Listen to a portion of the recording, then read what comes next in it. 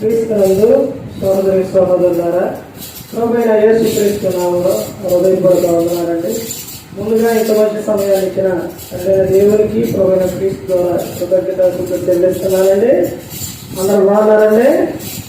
వాక్యం చదువుకొని ప్రార్థన చేసుకున్న తర్వాత ఆటలోనికి వెళ్ళాలండి.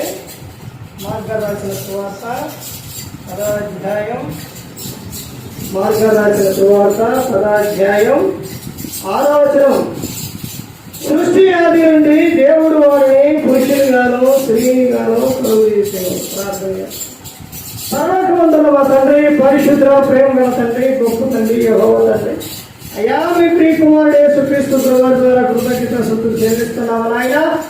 ఆరాధన మద్దతు మీరు నేర్పించండి. వాక్యం బోధించుండగా ఈ లోక సంబంధమైన జ్ఞానంతో కాకుండా మీ జ్ఞానంతో మాట్లాడే బట్టి దయచేస్తారని మా ప్రభువైన యేసుక్రీస్తు నామములో వేడుకున్నాం తండ్రి.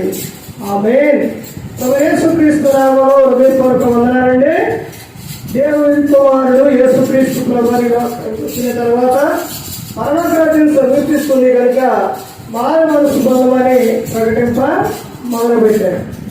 అంశం పాఠం పేరు ఏంటంటే, దేవుడు పురుషునిగాను స్త్రీనిగాను ఎందుకు నియమించెను.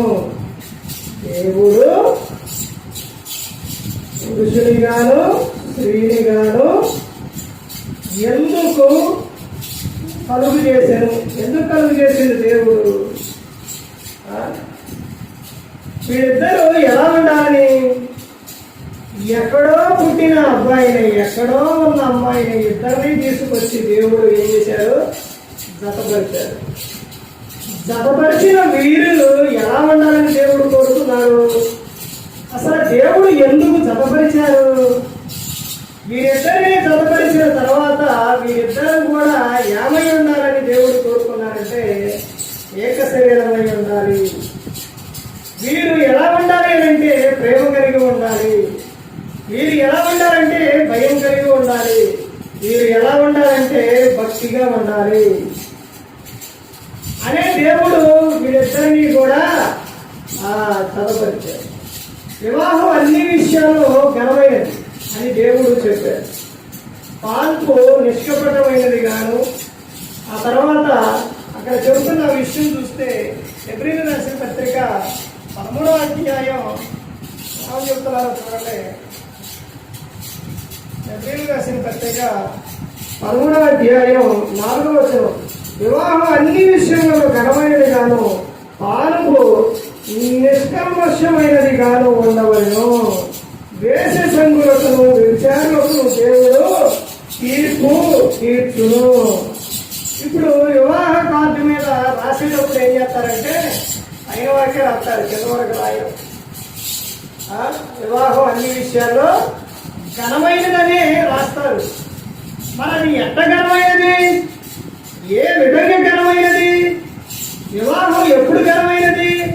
ఎలా ఘనమైనది అని అంటే కింద చెబుతున్న విషయం ఏంటంటే, పాల్పు నిష్కల్మషమైనది గాను ఉండవలెను. అంటే పురుషుడైనా స్త్రీ అయినా వారి వివాహ జీవితానికి ముందు పరిశుద్ధంగా జీవించాలి, పరిశుద్ధత కలిగి జీవించాలి. వారు వారి ఇష్టానుసారంగా జీవించేసి తమ కన్యత్వాన్ని పోగొట్టుకొని, లేకపోతే వారు ఎలా పడితే అలా తిరిగేసి వారు వివాహం చేసుకుంటే అది ఘనమైనదిగా అయిద్దా? ఘనమైనదిగా అవ్వదు. ఘనమైనదిగా అవ్వాలని అంటే పాల్పు నిష్కల్మషమైనది గాను ఉండవలను. వేషంగులకును వ్యభిచారులకును దేవుడు తీర్పు తీర్చును. వ్యభిచారులకు ఏం తీరుస్తాడంట? తీర్పు తీరుస్తాడు దేవుడు. ఇప్పుడు మనం నువ్వు ఎలా ఉండాలి? వివాహం చేసుకోబోతున్నావు. ఇప్పుడు నువ్వు వివాహం దేవుని ఎదుట, సంఘం ఎదుట, పెద్దల ఎదుట పరిశుద్ధమైన వివాహం మరి నువ్వు చేసుకునేటప్పుడు నువ్వు ఎలా ఉండాలి? పురుషుడు ఎలా ఉండాలి?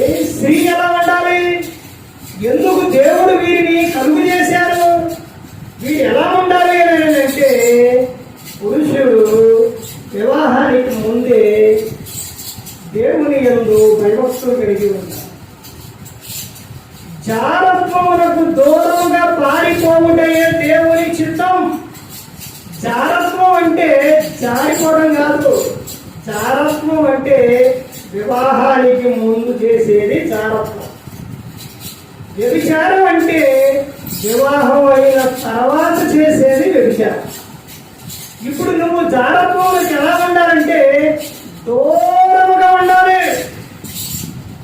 ఇప్పుడు నువ్వు వివాహం చేసుకోబోయే అమ్మాయి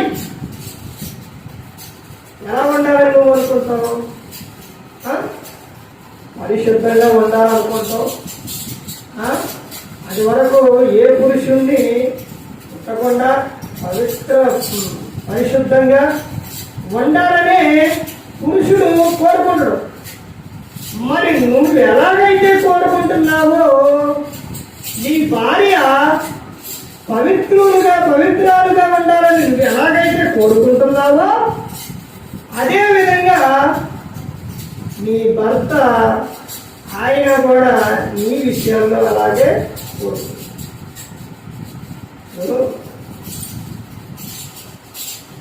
వివాహం చేసుకోబోయే అమ్మాయి ఎలా ఉండాలని కోరుకుంటున్నావు? చాలా చక్కగా, తర్వాత పరిశుద్ధంగా, తర్వాత మంచి ప్రవర్తన కలిగి అలా ఉండాలి అని వివాహం చేసుకోబోయే అబ్బాయి అనుకుంటాడు. మరి నిన్ను చేసుకోబోయే అమ్మాయి కూడా అలాగే అనుకుంది కదా. నాకు వచ్చే భర్త ఆయన ఎలా ఉండాలి? ఏ మందు అలవాటు లేకుండా, తిరగకుండా, లేకపోతే ఎలా పడితే అలా జీవించకుండా పరిశుద్ధంగా ఉండాలి అని నువ్వు ఎలాగైతే అనుకున్నా ఆ అమ్మాయి కూడా అలాగే అనుకునింది. వీరిద్దరినీ కూడా దేవుడు ఎప్పుడు కలుగు చేశారనంటే సృష్టి ఆదిలోనే. మరి వీళ్ళిద్దరిని జతపరిచిన తర్వాత వీరిద్దరూ కలిసి ఎలా ఉండాలి?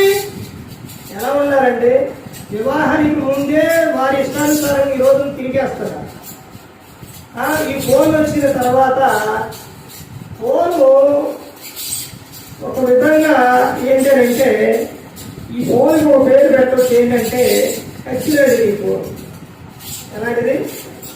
కత్తిలాంటిది ఫోన్. కత్తి ఇంట్లో ఉన్న షాప్ కత్తి. అది సరిగా ఉపయోగిస్తే సరిగా ఉండింది, మంచిగా ఉండింది.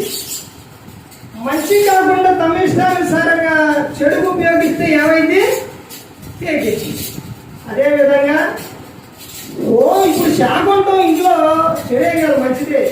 అదేవిధంగా ఫోన్ ఉండడం మంచిదే. కానీ దాన్ని నువ్వు మంచి వాడుతున్నావో చెడు వాడుతున్నావు. ఈ రోజున పిల్లలు చూడండి, ఈ ఫోన్ వచ్చేసరికి పిల్లలు భక్తిగా చెడిపోయారు.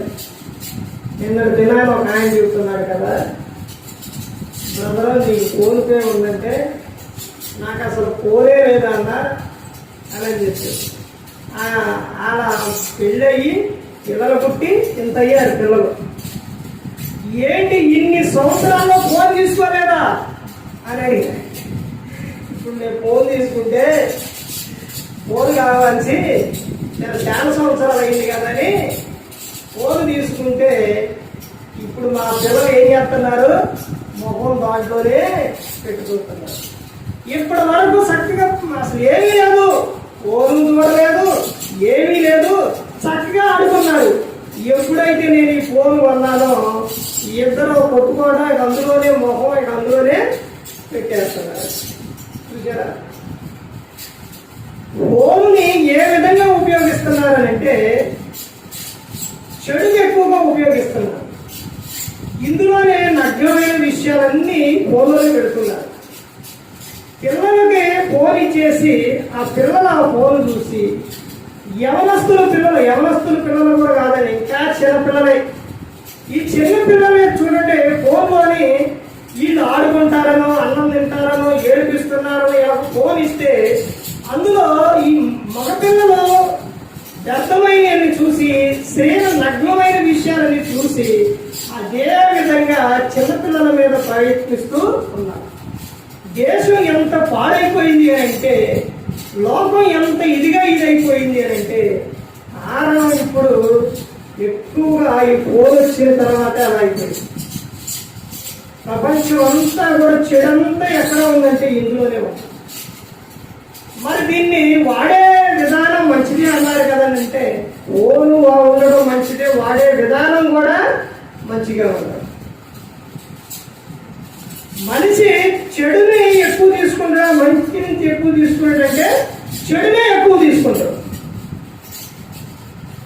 ఇప్పుడు ఫోన్లో చూడండి, ఎక్కువగా ఈ రోజున రీల్స్ అని, అందులో అట్ట చేస్తున్నారు ఇట్ట చేస్తున్నారని, లేకపోతే రకరకాలుగా వీడియోలు చూసేసి పిల్లలు భక్తిగా ఏమైపోతున్నారు, చెడిపోతున్నారు.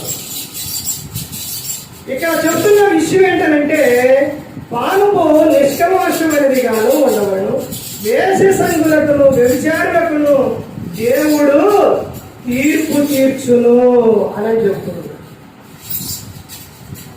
చాలా జాగ్రత్త కలిగి ఉండాలి. దేవుడు మనల్ని లోకాల్లో పుట్టించింది, దేవుడు పురుషుని స్త్రీని కలుగు చేసింది.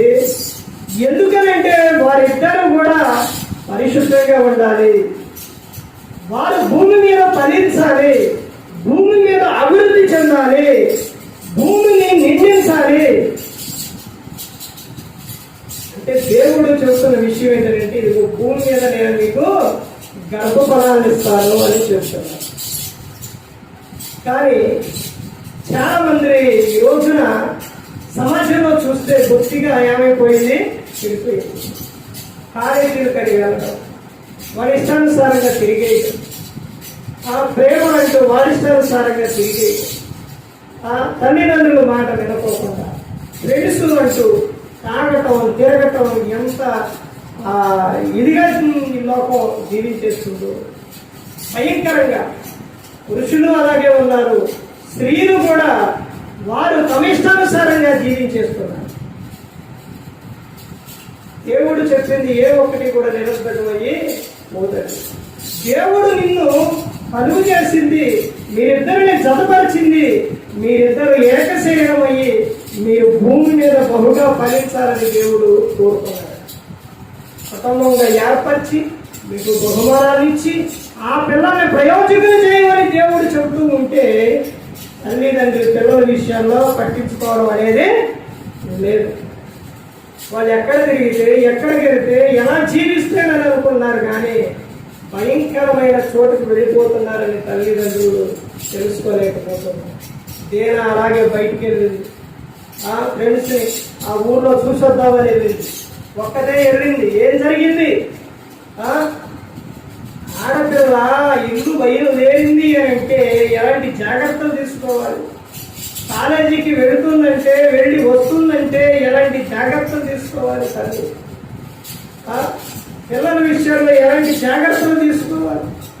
తీరాలి వెళ్ళింది, తమ జీవితం ఏమైపోయింది, పాడైపోయింది.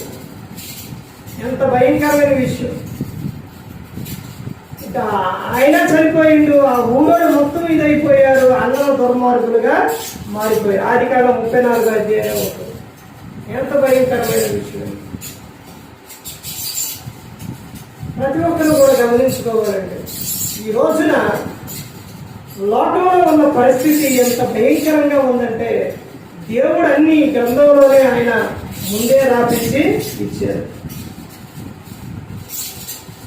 ఎలాంటి విధానానికి వెళ్ళిపోతున్నారంటే, ఈ రోజున మనం మంచిగా బైక్ తోలుతున్న ఎదురు వచ్చేవాడు మంచిగా రావట్లేదు. పిల్లల్ని ఎంత జాగ్రత్తగా పెంచుకున్నా కానీ బయట ఉన్న లోకంలో ఉన్న తల్లిదండ్రులు చాలా మంది సరిగా వారిని పెంచగా లేకపోతున్నారు. ప్రతి ఒక్కరు గమనించుకోవాలంటే, దేవుడు ప్రతి ఒక్కటి కూడా దేవుడు చూస్తూనే ఉన్నారు. ఎందుకంటే మనల్ని పుట్టించిన ఆయన మనం చేసే ప్రతి ఒక్కటి కూడా ఆయన చూస్తూనే ఉన్నారు. ఆయనకు ప్రతి ఒక్కటి కూడా తెలుసు. నువ్వు భూమి మీద నువ్వు చేసే క్రియలో ప్రతి ఒక్కటి కూడా ఆయనకు తెలుసు. నిన్ను ఎందుకు మీ ఇద్దరిని జతపరిచారు అని అంటే దేవునిలో ఉండడానికి, దేవుని పని విషయంలో కానీ, సేవకునికి సహకారంగా కానీ, దేవుని సేవలో ఉండాలనే దేవుడు మిమ్మల్ని కోరుకుంటున్నాడు. మీరు మీ కుటుంబం బహుగా ఫలించాలి, ఆశీర్వదింపబడాలి అని దేవుడు కోరుకున్నారని. ఆ విధంగా ఉండాలి. భూమి మీద మీరు బహుగా ఫలించి విస్తరించి భూమిని నిందించాలి, మీరు అభివృద్ధి చెందాలనే దేవుడు కోరుకొని ఉన్నారు. ప్రతి ఒక్కరు గమనిస్తూ ఏ ఒక్కరు కూడా నశించిన నరకానికి వెళ్ళిపోకూడదని యేసుక్రీస్తు ప్రభువు ఈ లోకానికి వచ్చి మనందరి కోసం శిలువలో తన ప్రాణాన్ని పెట్టి ఉన్నారు. మరి ఈ విధంగా నిలబెట్టి మాట్లాడించిన తండ్రి దేవునికి కృతజ్ఞతలు చెల్లిస్తూ ఇంతవరకు శ్రద్ధగా ఉన్న మీకు ప్రభు పెట్టిన హృదయపూర్వకంగా చెల్లిస్తూ ఈ మాట ముగిస్తున్న అందరికీ పొందాలి.